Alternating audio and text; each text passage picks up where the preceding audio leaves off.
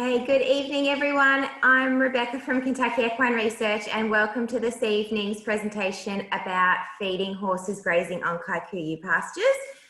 This evening's presentation will be delivered by Dr. Peter Huntington, veterinarian and Director of Nutrition at Kentucky Equine Research on behalf of Barastoc. So just before we get started, please feel free to ask any questions throughout Dr. Huntington's presentation. For those of you logged on via Zoom, please use the Q&A box. And for those of you watching on other live streaming platforms and Facebook, please add your question as a comment and we'll do our best to answer all of those questions at the end of the presentation. So with that, I'll hand over to Dr. Huntington to take you through this evening's presentation. Thank you, Rebecca. Rebecca's surname is Ham, by the way. If you want to find more details about her, she's being a little bit anonymous there. Anyway, thanks for your interest in this this webinar. It's hopefully will give you some more information about some of the aspects related to feeding horses on Kikuyu and some of the ways you can avoid some of the pitfalls of Kikuyu. Now, first of all, if we get my computer to work, that'll be better. A bit of a brief introduction about KER, Kentucky Equine Research. We do this combination of research, consultation, and targeted nutrition.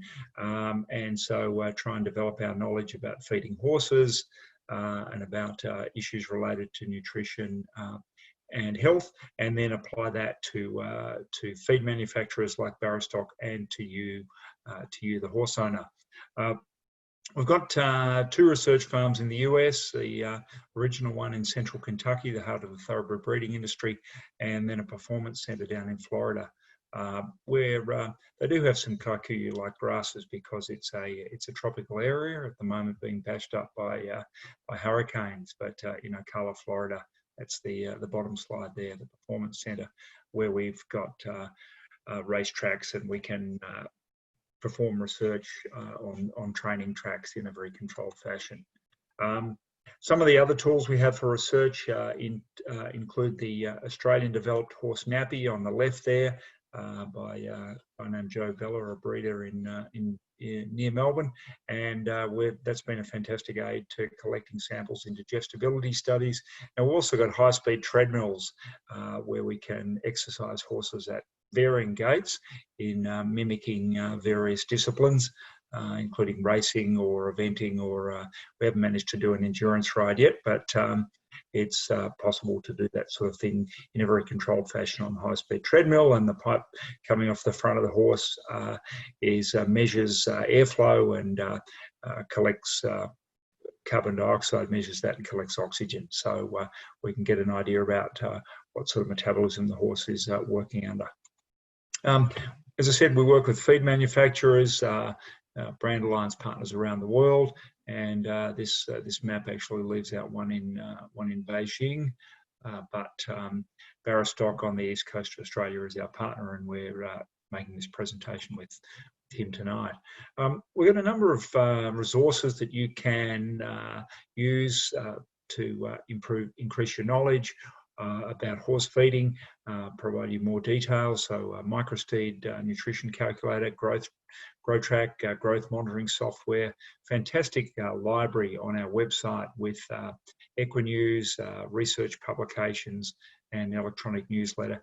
And for those of you with performance horses, the Clockit app is a fitness tracker, is a great tracker either of how much work you're doing. It's a free app, goes on your phone, either of how much work you're doing, or if you pair it up with a heart rate meter of how hard your horse is working, and that's a really good one.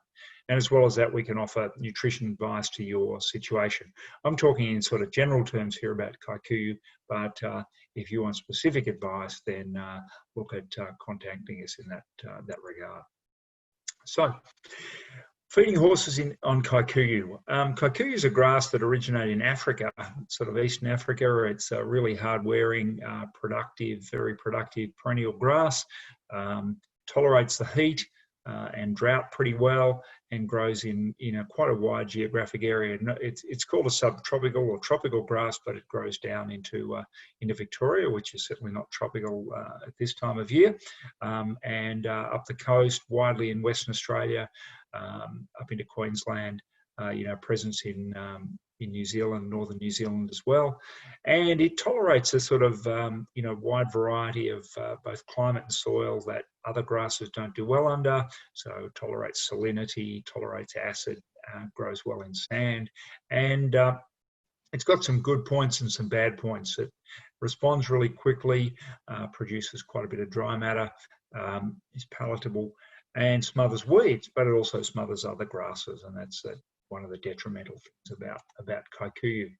So one of the great things about any grass, unless it's toxic, is that the horse evolved as a wandering grazing animal. They have a large hindgut, and they're designed to process lots of high fibre forage. They can graze for long periods of the day, much longer than ruminants. The sort of longest measurements are in lactating mares with really high energy demands, but they spend a lot of time grazing, and they need pasture for that. And pasture is much better for them than hay, and certainly much better for them than high concentrate diets that many horses in stables are fed. They get lots of exercise while they're roaming around, and to do that, if they're going to be in a paddock, you want some grass obviously grass on the ground, and Kikuyu in areas where Kikuyu grows prolifically. Often you don't have terribly many choices without a lot of effort to get other grasses there. This term, Dr. Green, is I think really appropriate, talking about the benefits of pasture. I think it was coined by a New Zealand reproduction vet named Twink Allen, who was at the Animal Health Trust in England, and it's got a number of really significant benefits for the horse. Counterplay between, say, nutrition and health. Allows them to have ad lib access to forage, known as to fill up the hay net or the hay rack.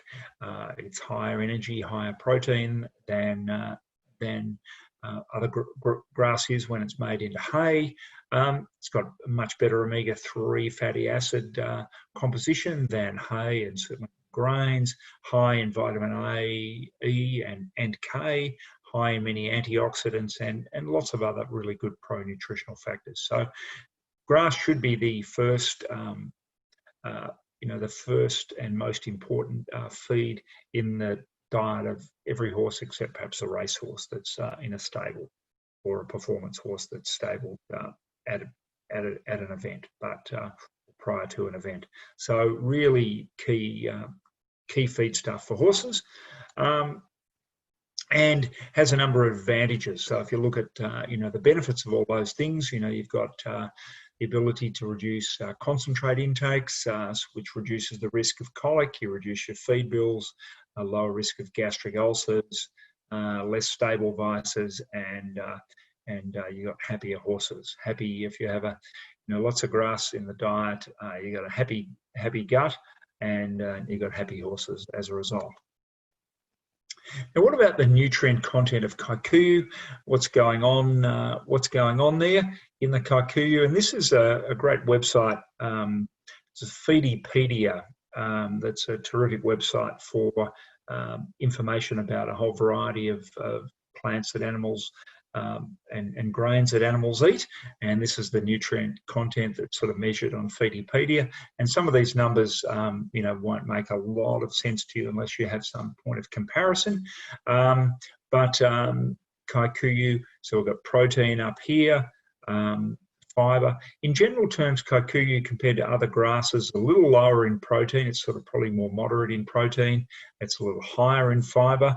One of the fibre fractions that it has is lignin, and lignin actually is something that reduces digestibility, and that's one of the components of, or one of the factors about Kikuyu. It's probably got lower fat, and certainly lower water-soluble carbohydrates and starch. And that's a good thing for many horses. Many grasses are too high in both starch and water-soluble carbohydrates, particularly during springtime. So Kikuyu is safer in that respect, and a little lower in fat. Will also mean higher in fibre, also mean it's slightly lower in energy than some other grasses. So horses won't get overweight as quickly. And when you look at minerals, we're starting to see something that's pretty important, as I'm sure most of you know, and that if you look at the average figures there, calcium content, and this is, if you divide these by 10, you get percentages, so that's 0.31% calcium and 0.37% phosphorus. And that would occur pretty much all year round. At best, you get some other grasses like, ryegrass and cocksfoot and so on, those mixes that during this time of year, late winter, early spring, will have calcium phosphorus reversals. But about the best we'd find in a Kikuyu pasture would be that the levels were about even. Whereas with many other grasses, and particularly when we throw legumes in, we've got more calcium than phosphorus.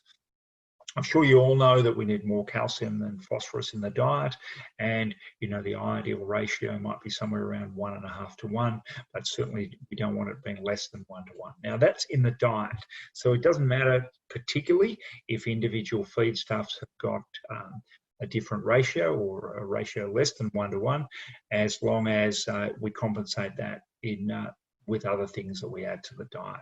So we've got that as one consideration in mineral terms. You've also got pretty high iron levels in a lot of Kikuyu, which may be considered detrimental in terms of mineral balances in some areas.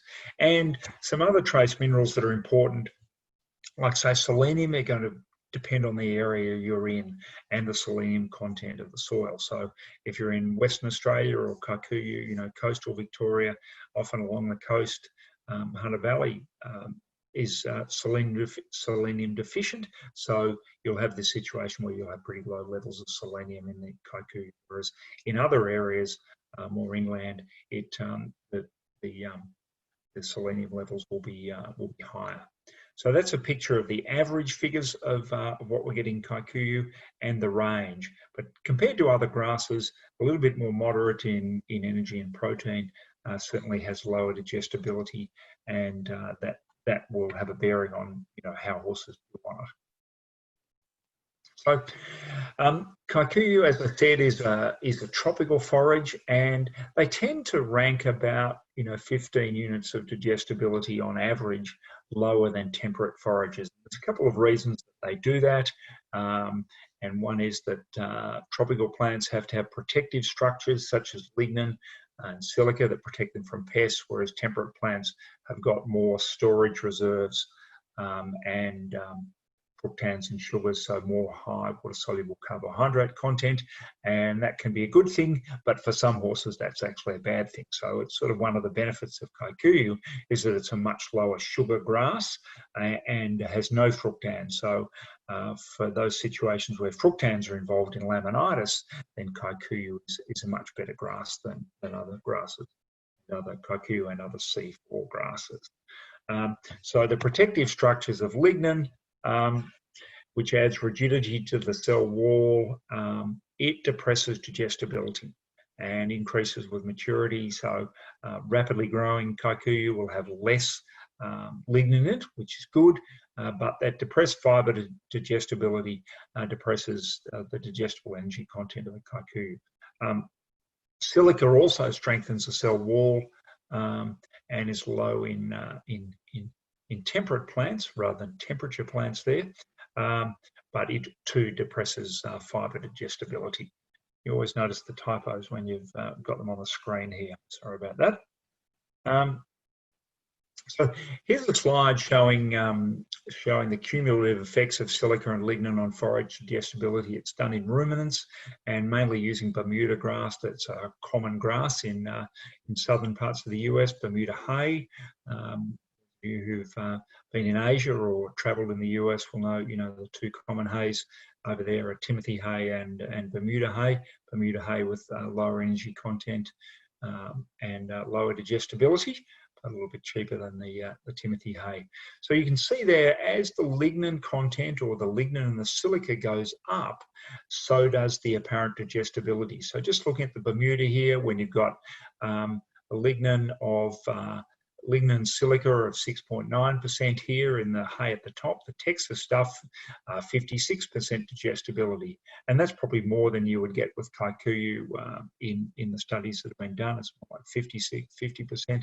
Yet when the lignin silica go up here in the Louisiana hay up to 12%, then the digestibilities come down to 42%.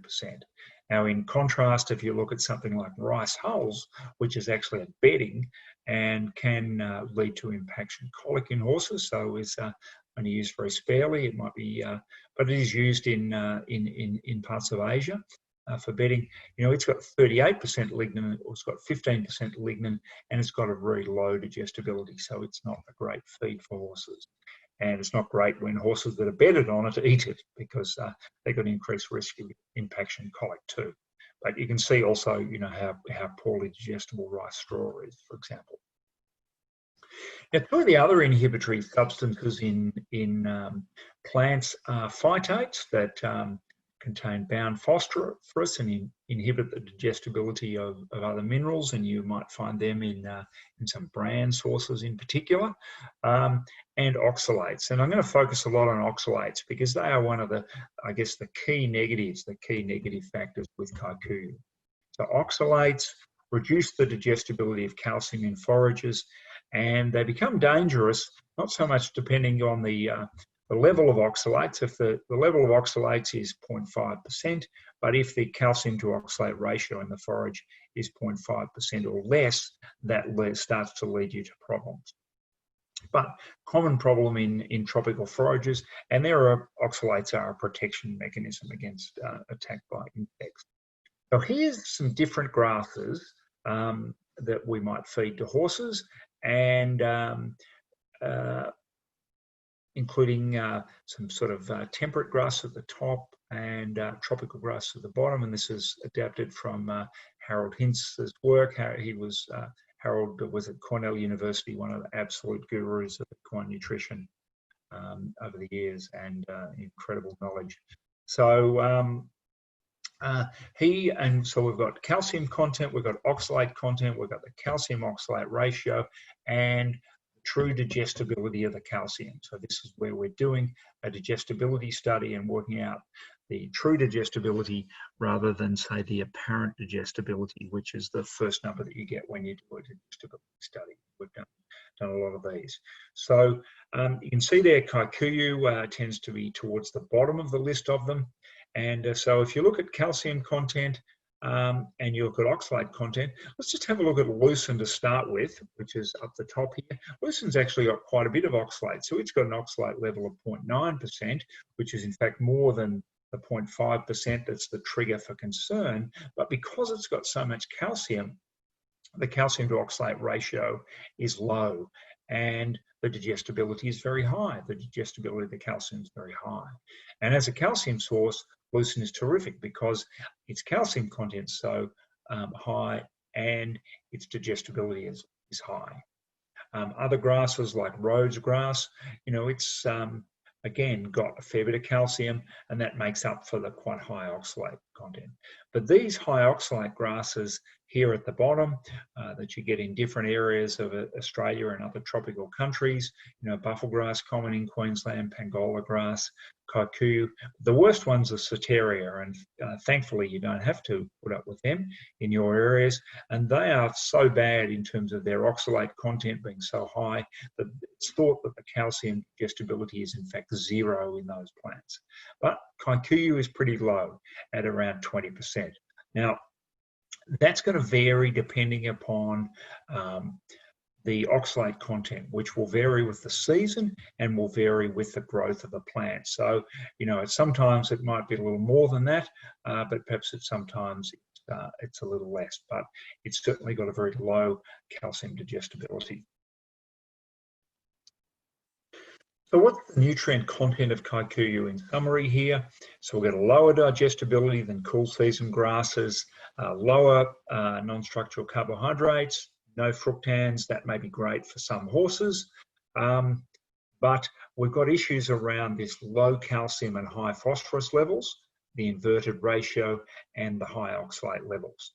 Now, you can get a test done on pasture, and it'll measure protein, it'll measure fibre, lignin, calcium, phosphorus, other minerals. It won't measure oxalates. You can't get that done. That's a sort of specialised research tool.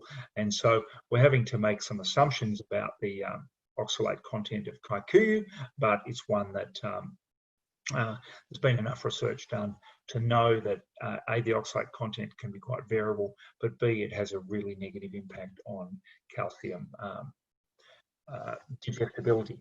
So here's a sort of lab analysis from a Kikuyu blend, and I guess this is a Kikuyu blend because in this instance we've got calcium content, and we're looking at the dry matter figure here. It's only 17% protein, which isn't that high for a green pasture, and that's why I said moderate Kikuyu. So it's a Kikuyu blend, quite high in neutral detergent fibre. They're 60%, high in lignin, low in NSC. That's NSC figure 7.5%. That's low. Starch is low, less than 1. Fats relatively low at 3.5%.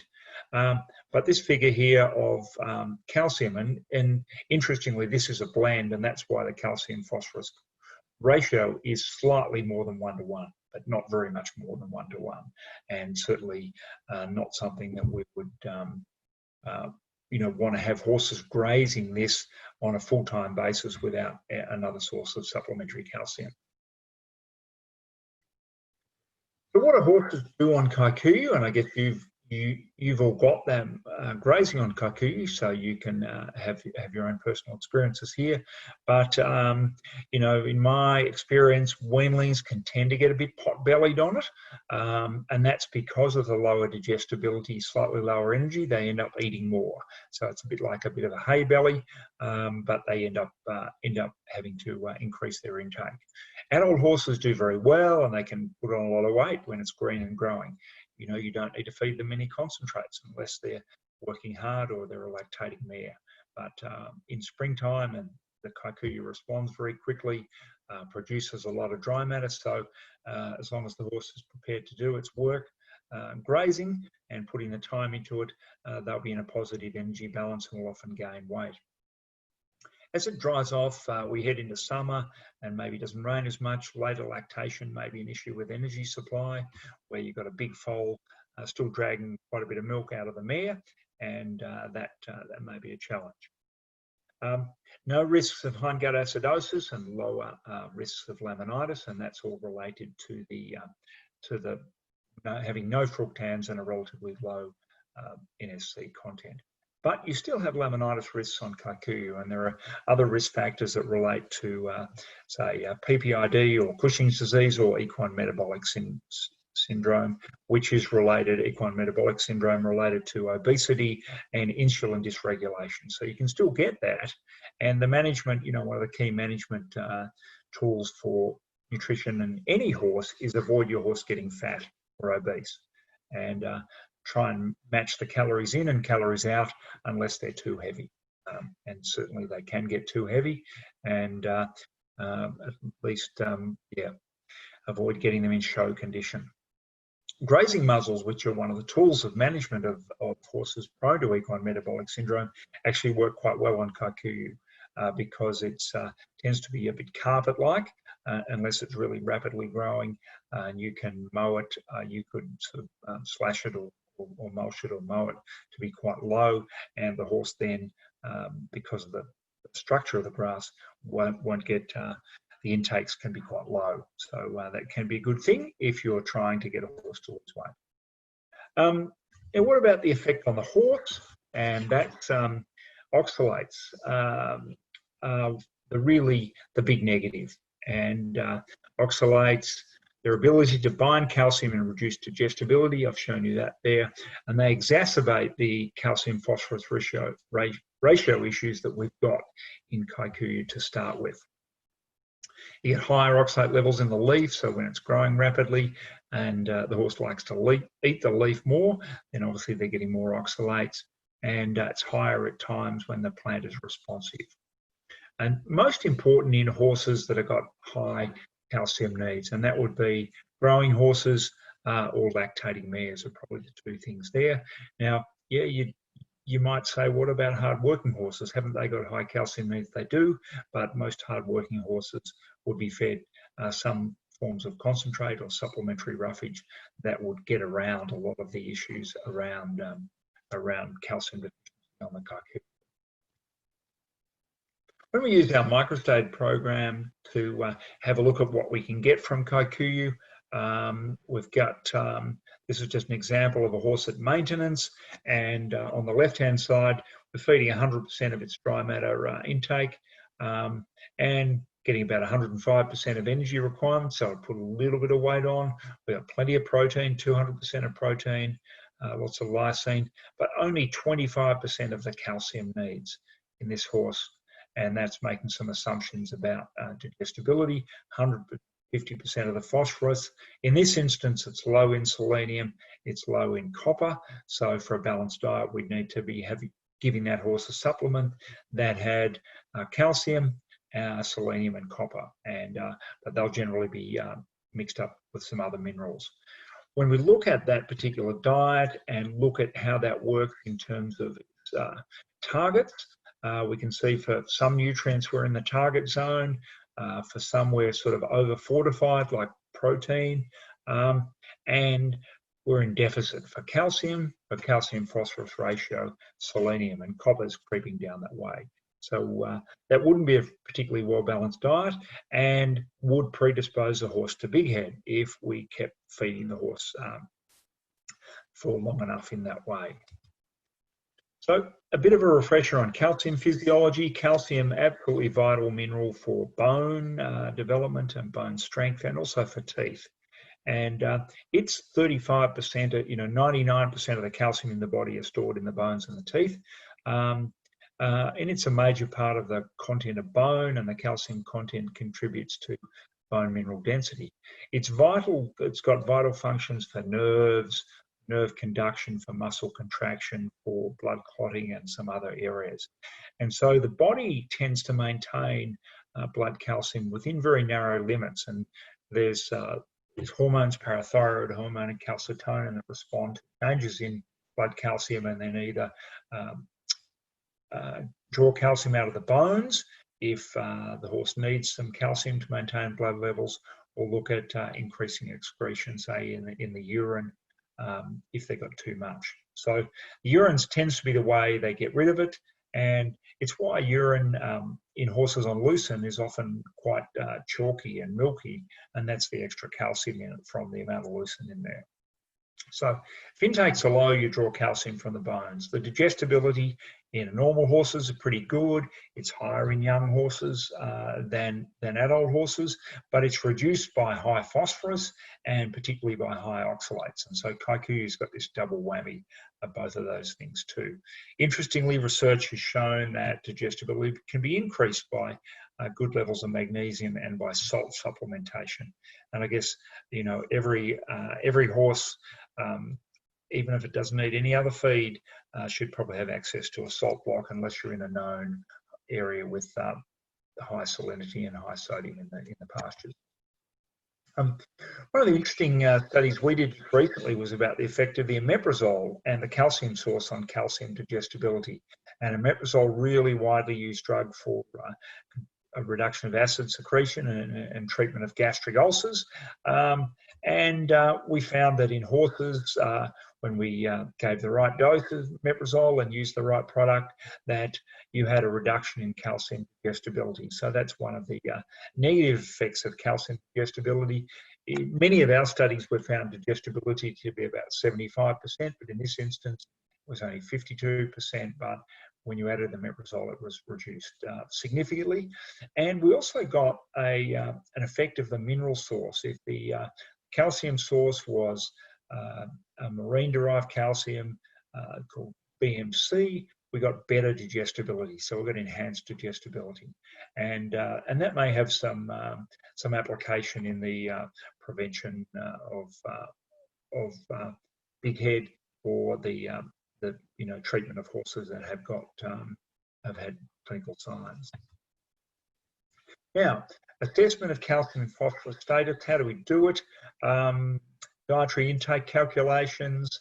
That's going to be more accurate if you've actually got specific feed analysis, and you need to consider both intakes and ratio, or you need to do urinalysis. And when you're doing that, you take a blood at the same time. But blood on its own is absolutely useless. You use creatinine in the blood and the urine as a marker, and looking at calcium and phosphorus intakes. So if and there are some levels in a high phosphorus diet, you'll get a fair bit of phosphorus in the urine. Normally you don't get much, and if there's adequate calcium in the diet, you should get quite a bit of calcium there, and levels that are published that your vet can look at interpreting. But blood on its own, blood calcium, phosphorus on their own won't tell you anything.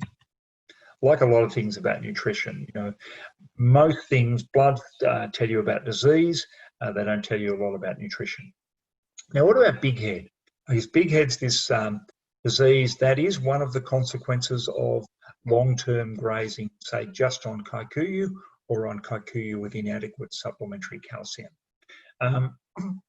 Big head, the short, easy to understand word for the long one, nutritional secondary hyperparathyroidism, which is the actual disease syndrome.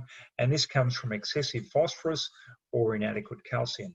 In the old days, it was actually called Miller's disease. So flour millers, horses that belonged to flour millers, got the bran to eat, the offtake of the flour production. That's what they were given to eat, and the high levels of phosphorus and low levels of calcium led them to getting these problems.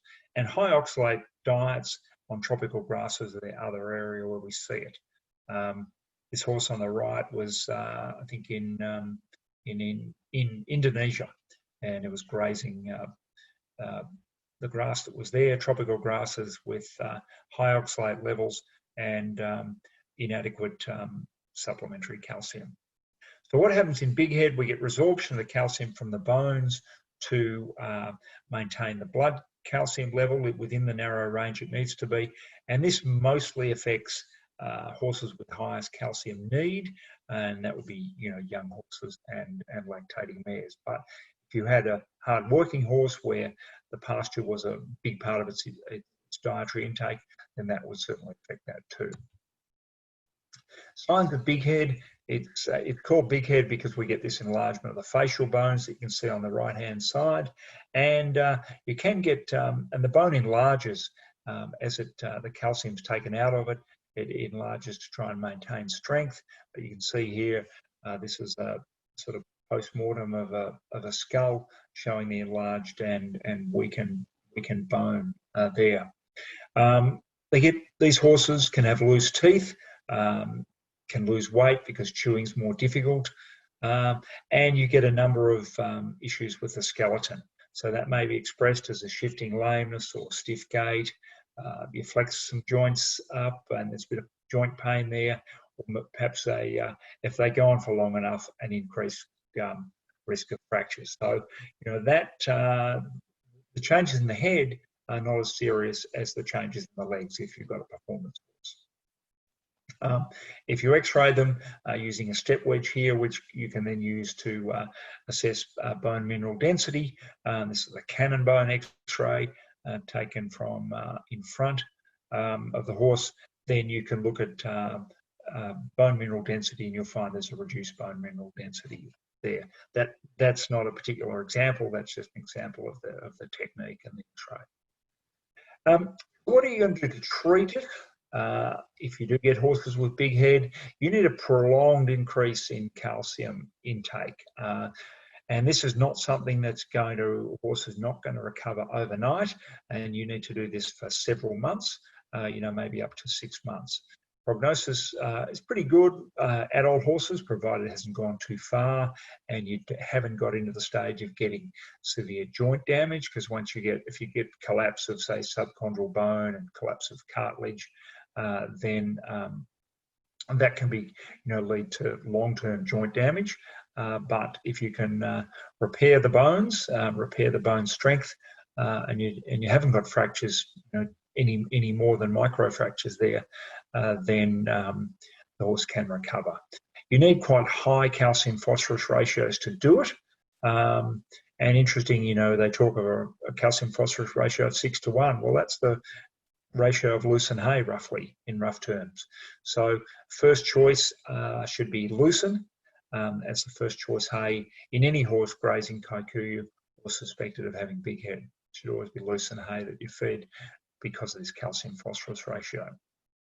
There was some great research done in Queensland in the 80s by Ross Mackenzie at University of Queensland DPI. A group up there did terrific research on treatment of and prevention of big head, and they found you needed to use large amounts of limestone and DCP and molasses mixes or rock phosphate with molasses, and they were sort of using this in an extensive grazing situation where horses, couldn't be fed every day, and that was the way they found that they were able to get recovery of horses, provided this was fed for long enough.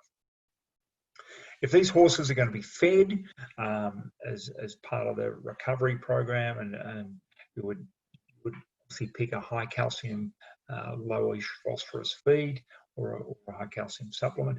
And there's possibly some merit in using some bone building supplements such as the biphosphonates that encourage deposition of bone, provided you've got the building blocks there, which is the calcium content. Now we've done some research in recent times about this marine derived calcium, and have put that together with some organic trace minerals and some vitamins to create a supplement that we found increased bone density in thoroughbreds in both racehorses and in weanlings. And I'll just share that data about bone building.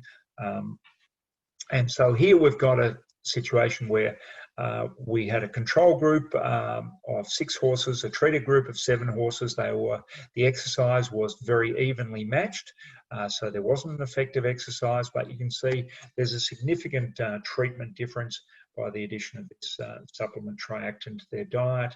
So we've got about a 4% increase in 30 days and about, say, 7.5% increase in bone mineral density. And we were doing that.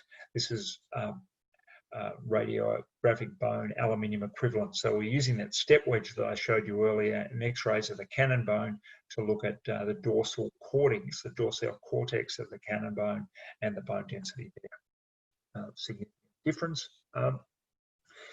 Study in weanlings over winter in Kentucky showed that the control group of horses actually had a decrease in medullary density when this was X-rays taken laterally to medially, but the treated horses had an increase, and that was a significant difference related to treatment. So there's a couple of ways you could access that supplement. You could get it alone, or the ingredients put in it were put in the feed low GI. So that's a good way of accessing the technology of the supplement and the bone building benefits. If you need to feed your horse extra calories or protein or other minerals, rather than just using a supplement. So prevention, what are we going to do for prevention? One of the steps would be to reduce Kikuyu intake. So how can you do that? You can look at the composition of the pasture. You can look at, oversowing clovers and grasses. So therefore, you'll get the opportunity for horses to eat grasses that have got no oxalates and a higher calcium content, or clovers that are very high in calcium and of course have no oxalate. So by doing that, you reduce the oxalate intake, increase the calcium. You could give lucerne hay as a supplement. I said that'd be your first choice.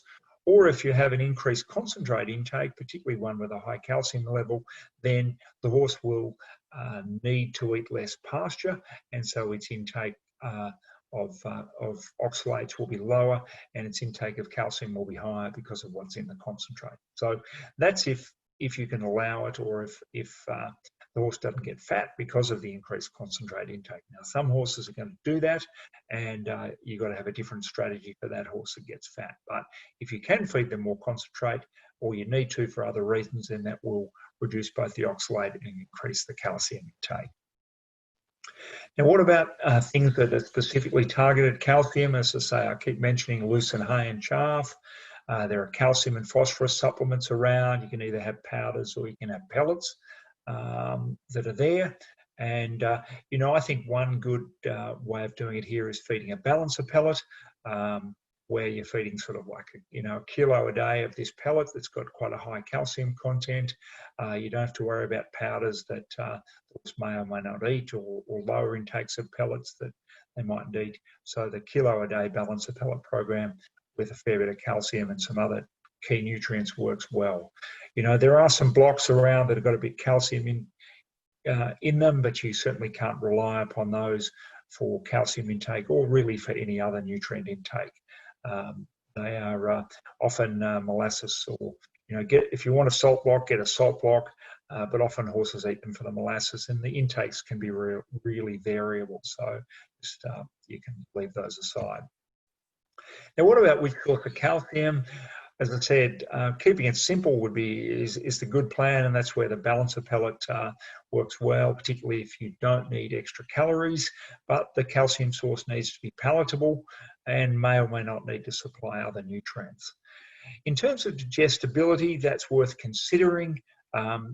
Lucerne, the calcium has been found to be very digestible. It's also got a really high level of calcium, a 6:1 ratio. That's good. There's a number of supplements around there with chelated calcium sources that are making claims that aren't supported by research data about increased digestibility. So perhaps you should be skeptical of that unless there's some research data produced. On the other hand, we've got data showing increased digestibility of the calcium from the KER-BMC, which is included, say, in the low GI cube. So,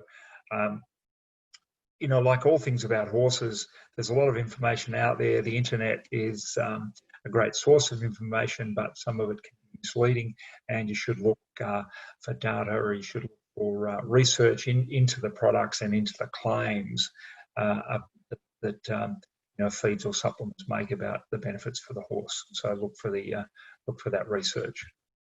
As far as more information after this presentation, or in fact about anything relating to horse nutrition, feeding, performance, welfare, health, then the library on our website is a fantastic resource. We've got an Equinews, which is an easy to read series of articles, and there's one there about big head and calcium deficiency.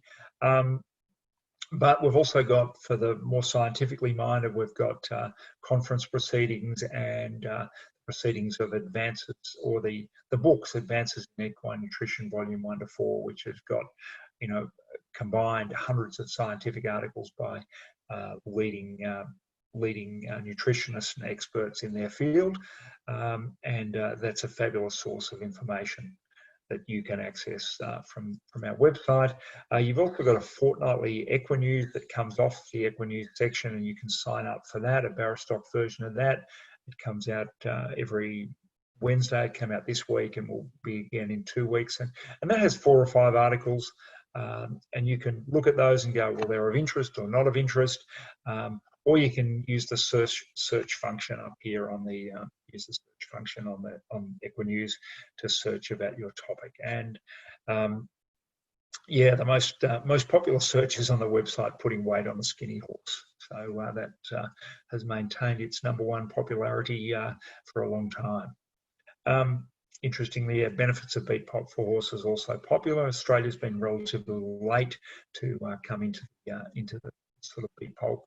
Because we have the sugarcane industry here, we haven't got any sugar beet grown, but the value of products like Speedy Beet has been shown to many horse owners in recent years.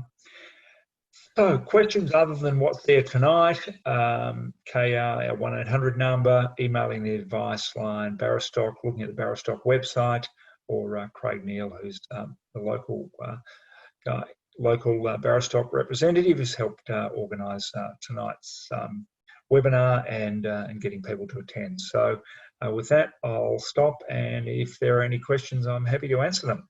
Get Rebecca back on. Perfect. Thanks, Pete. We do have a couple of questions. So firstly, I soak my lucerne rye hay mix for my horse because of laminitis concerns. Does soaking the hay change the calcium content?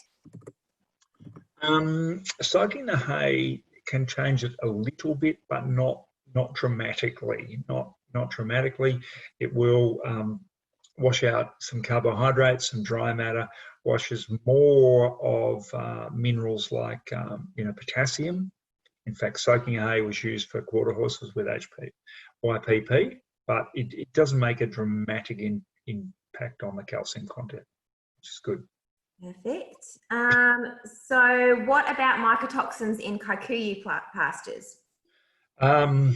Well, that's a good question. I guess mycotoxins can be there. Mycotoxins, which are fungal toxins, can be there in any pastures, in any forages. Fungi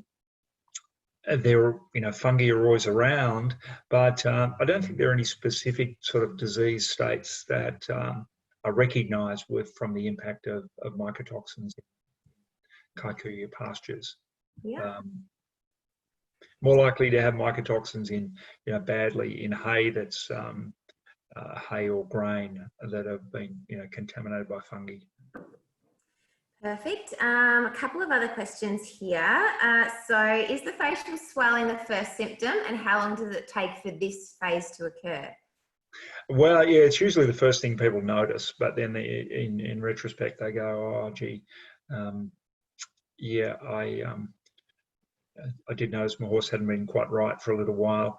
And it doesn't mean that all facial swelling is big head. And you get a lot of horses that sort of get bumps on the suture lines, particularly on the dorsal aspect of the face that are not big head.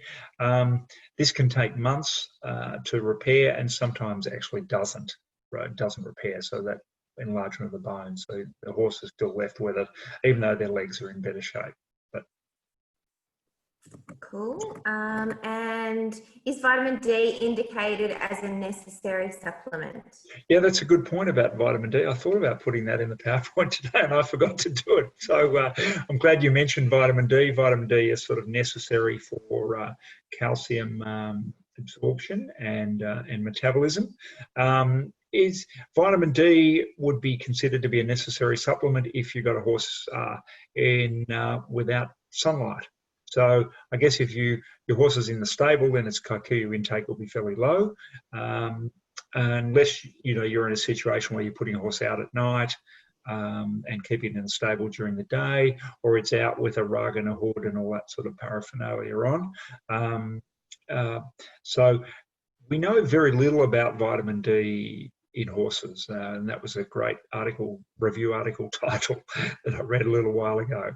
So vitamin D is certainly involved. So sunshine, if they're out grazing during the day, then mostly the horse will be getting access to sunshine, unless they've got too many clothes on.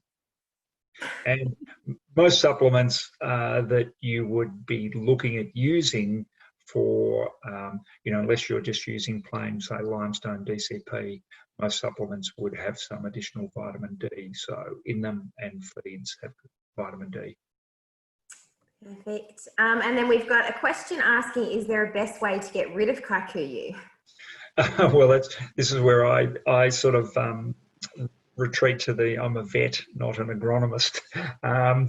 But probably chemicals and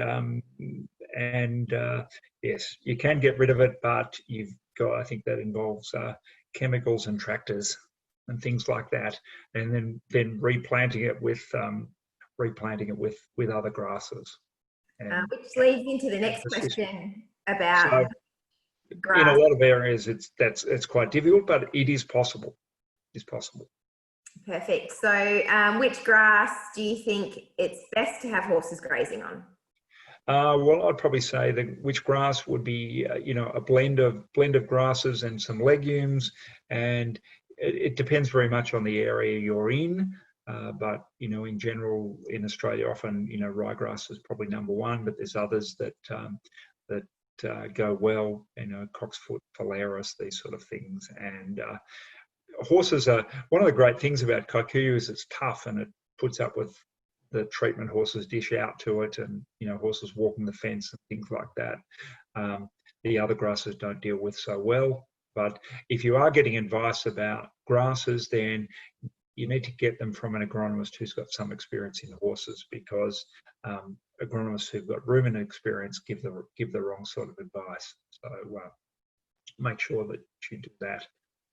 But there are, I think Kikuyu is a weed, actually. So that's something that best avoided if you can. Perfect. So how much salt should we be putting in the feed if we're not using a salt block? Well, that's a good question, and depends on two things. One is how much the horse is sweating, because that's a big loss of salt. And second is there salt added to the feed that you've got there? So you can, you know, most feeds will have some sort of salt added to them. The horse can tolerate excessive amounts of salt, does have some wisdom about it. And it depends on the sodium and chloride content of the pastures, and you only know that if you're testing. But, you know, often 30 to 60 grams is sort of seems to be a reasonable amount. Wouldn't you say, Rebecca? Do you think that's reasonable? I would indeed, yes. Okay, good. Excellent. I think that is the end of the questions. So I'll just check one more place and make sure. Oh, hang on. Is there any research on the impact of serrated tussock grasses in horses' diet? Not that I'm aware of. Okay. But I don't think it'll be good. Don't think serrated tussock is something you want, that's for sure. Perfect. All right. I don't think I'm not aware of any research. So. Perfect. All right. So I think that's all the questions. So thank you very much to oh, hang on. We might have one more. Is purple vetch bad for horses? Some vetches are bad for horses and some are okay. And yeah, I'm not sure about purple vetch. We might have to take that one on notice. And so maybe if Linda, who asked the question, we can get Linda's contact details and get back to you about that. But certainly there are some vetches that you get toxicity from, but others can be quite a good legume hay. Vetch is a legume hay, but there are reports about toxicity, certainly in the US. Okay.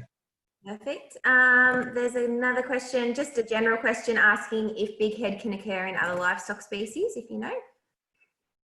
I'm a horse vet. Sorry. No, I don't think so. And I think ruminants can tolerate it. They can have oxalate poisoning in other forms. But yeah, I'm a horse vet. Perfect. And a question from Melanie. Does Kikuyu in spring have negative effects on horses? Well, the Kikuyu can have negative effects all year round. In spring, it's more productive, so there's more grass, more leaf. The leaf would be there's more oxalates. So, and you can also have the negative effects of the horse gaining too much weight with the Kikuyu in spring. So that'd be the two things. But certainly in terms of its effect on bones, it could be worse in spring than in other times of the year. Yeah. And I think the last one we have is there a preference for white or red clover with Kikuyu?